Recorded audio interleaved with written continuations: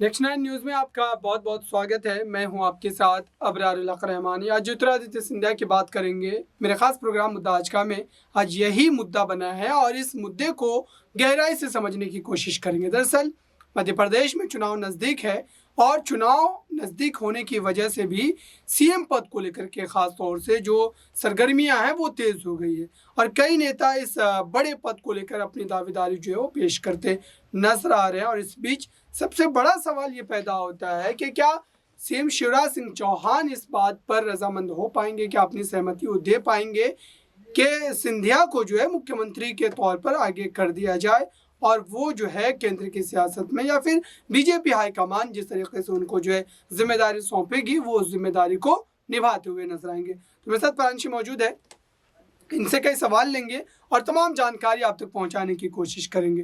तो जैसे मैंने सारी बातें अभी दर्शकों को बताई, तो इस लिहाज से अगर देखा जाए तो क्या ज्योतिरादित्य सिंधिया का मुख्यमंत्री के रूप में आगे आ पाना या बीजेपी का उनको आगे करना, या आप कह सकते हैं कि ये बीजेपी के भीतर जो तमाम नेता है, वीडी शर्मा की बात करें या फिर और चेहरों की बात करें, क्या वो इस बात को हजम कर पाएंगे? क्योंकि लगातार जो पार्टी के लिए मेहनत कर रहे हैं 2-3 दशकों से, और आज जब ज्योतिरादित्य सिंधिया मात्र 2-3 साल हुए उनको कांग्रेस छोड़कर बीजेपी में गए हुए, उनको आगे अगर कर दिया जाएगा तो क्या बीजेपी के भीतर एक टूट की स्थिति नहीं बन सकती है?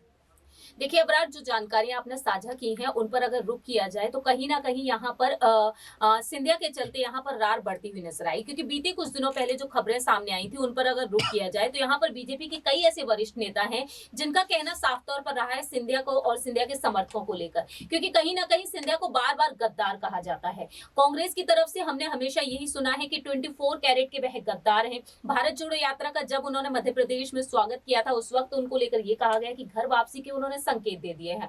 हालांकि दूसरी ही तरफ कई नेताओं का कहना यहाँ पर यह भी रहा कि अब सिंधिया कांग्रेस की तरफ रुख नहीं करेंगे और दूसरी ही तरफ उनके लिए कांग्रेस में अब कोई जगह भी नहीं बचती है। लेकिन बात यहाँ पर उनके समर्थकों की जाए, उनके विधायकों की जाए, जो 22 विधायक जो अपने साथ वह लेकर आए थे उस वक्त उन्होंने जब इस्तीफा दिया था कांग्रेस से, उनका कहना यही रहा कि एक आजाद पंछी की तरह वह यहाँ पर फैसला लेना चाहते हैं जो कांग्रेस पार्टी में उन्हें मिलते ही नहीं है, और इसी वजह से वह बीजेपी की तरफ रुख किए थे। तो अब देखा जाए यहाँ पर जो 22 विधायक उनके साथ आए थे उन 22 विधायकों से उन्होंने साफ तौर पर यही कहा था कि बीजेपी से अब जुड़ चुके हैं तो कहीं ना कहीं बीजेपी अब यहाँ पर सभी विधायकों को टिकट देगी। लेकिन आज उसी टिकट को लेकर बीजेपी में काफी ज्यादा कलह मची हुई है, क्योंकि शिवराज सिंह चौहान के जो कैबिनेट का हिस्सा है, सिंधिया के जो समर्थक हैं, 9 समर्थक हैं इस कैबिनेट में, जिनको लेकर यही कहा जा रहा है कि कहीं ना कहीं उन्हें साइडलाइन किया जा सकता है। उम्र के आधार पर यहाँ पर फैसला लिया जाएगा। गुजरात के फॉर्मूले को यहाँ पर बीजेपी आगे रखेगी मध्य प्रदेश में, और इसी वजह से यहाँ पर देखा जाए चिंताएं यहाँ पर अब उन विधायकों की बढ़ चुकी है।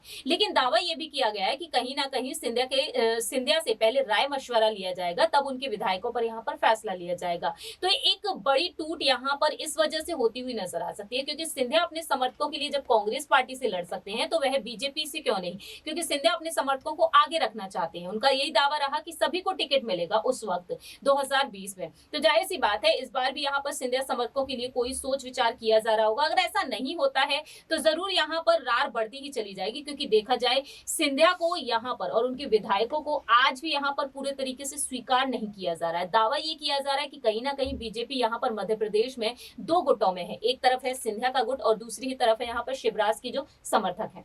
तो अगर यहाँ पर देखा जाए कांग्रेस पार्टी की अगर पक्ष की बात करें, कांग्रेस पार्टी के पास इस बार चेहरे के रूप में कोई आप कह सकते हैं कि युवा चेहरा नहीं है। खासतौर से अगर देखा जाए ज्योतिरादित्य सिंधिया ने जिस तरीके से कांग्रेस पार्टी को एक बड़ी जीत दिलवाई थी, और यही वजह रही कि जो मेहनत ज्योतिरादित्य सिंधिया ने कांग्रेस पार्टी को जितवाने के लिए की थी, दरअसल उस मेहनत की कदर खुद कांग्रेस पार्टी नहीं कर पाई और फिर उसके बाद इस तरीके का जो है खेल और सत्ता परिवर्तन मध्य प्रदेश में देखने को मिला। तो इस बार क्या आप कह सकते हैं कि मात्र जो है यहाँ पर कमलनाथ की अगर बात करें तो कमलनाथ लगातार खुद को साबित करने के लिए कई बड़े कदम उठा रहे हैं और जो है वो ज्योतिरादित्य सिंधिया के खिलाफ भी बयानबाजी कर रहे हैं। तो क्या राजनीतिक रूप से कमलनाथ की उतनी ताकत है या फिर कमलनाथ की जनता के बीच उतनी पकड़ है कि वो कांग्रेस की वापसी करवा पाए?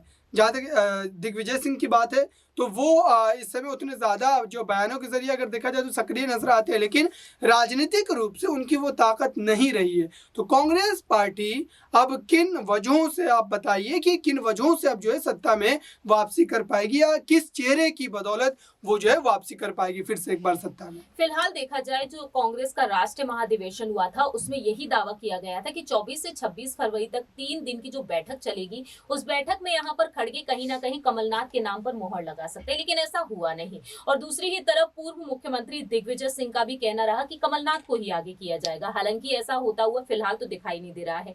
कमलनाथ को लेकर यहाँ पर अधिकतर दावे किए जा रहे हैं, तो अबरार कहीं ना कहीं लगता है कि यहाँ पर एक बार फिर से कमलनाथ को ही अब आगे किया जा सकता है। प्रदेश अध्यक्ष की पद वह संभाल रहे हैं और बैठकें करते हुए वह नजर आ रहे हैं। दूसरी ही तरफ यहाँ पर तमाम विधायकों को आदेश भी देते हुए नजर आ रहे हैं। खड़गे ने यहाँ पर प्रत्याशियों को पहले ही उतार दिया है। ग्वालियर और चंबल संभाग में उन्हें सबसे पहले आगे किया गया है, क्योंकि जब से यहाँ से सिंधिया ने इस्तीफा दिया है तब से यहाँ पर कांग्रेस कमजोर पड़ती हुई नजर आई है।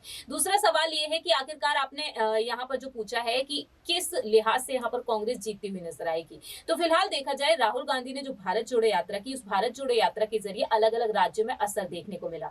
दूसरी ही तरफ हाथ से हाथ जोड़ो अभियान भी जारी है। इस हाथ से हाथ जोड़ो अभियान के जरिए महिला वोट बैंक को बढ़ावा दे रही है प्रियंका गांधी वाड्रा। तो यहाँ पर कमलनाथ के भी अहम दावे हैं। कमलनाथ यहाँ पर सरकार की कमियों को गिनाते हुए नजर आ रहे हैं। राहुल गांधी ने खुद को पीएम पद की दावेदारी के लिए आगे कर लिया है, तो इससे कहीं ना कहीं लगता है कि कांग्रेस में एक बड़ा बदलाव देखने को मिल रहा है। और ऐसे में देखा जाए मध्य प्रदेश की सियासत में न सिर्फ प्रियंका गांधी एक्टिव होती हुई नजर आएंगी, बल्कि प्रियंका के साथ साथ कहीं ना कहीं सचिन पायलट को एक्टिव किया जा सकता है, क्योंकि जितने भी विधानसभा चुनाव रहे हैं उनमें प्रियंका गांधी सचिन पायलट को साथ लेकर चलती हुई नजर आई है। भारत जोड़ो यात्रा में हम सभी ने देखा कि सचिन पायलट मध्य प्रदेश में भी पहुंच गए, और मध्य प्रदेश में देखा जाए तो कहीं ना कहीं सचिन पायलट को एक्टिव करना इसलिए जरूरी माना जा सकता है क्योंकि सिंधिया वहां पर है। एक वक्त दोनों ही एक पार्टी का हिस्सा रहे, लेकिन आज देखा जाए तो यहाँ पर सचिन पायलट एक बड़ा चेहरा है कांग्रेस पार्टी का।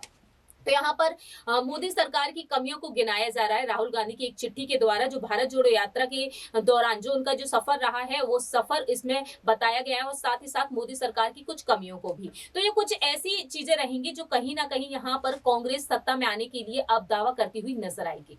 बिल्कुल, इस समय जो है लगातार इस बड़े मुद्दे को लेकर के हमारी जो है नजरें बनी हुई है। इन तमाम सवालों का जवाब देने के लिए बहुत बहुत शुक्रिया।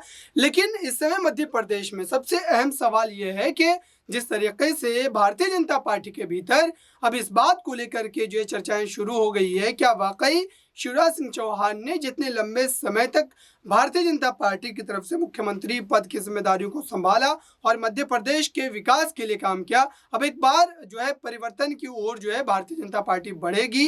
लगातार कई बड़े अहम फैसलों से बीजेपी ने चौंकाया है लोगों को, और ऐसा माना जा रहा है कि इस बार भी ठीक इसी तरीके की परिस्थिति बनती नजर आ रही है। इस खास कार्यक्रम में बस इतना ही। देखते रहिए ताज़ा तरीन खबरों के लिए नेक्स्ट 9 न्यूज़ को। धन्यवाद।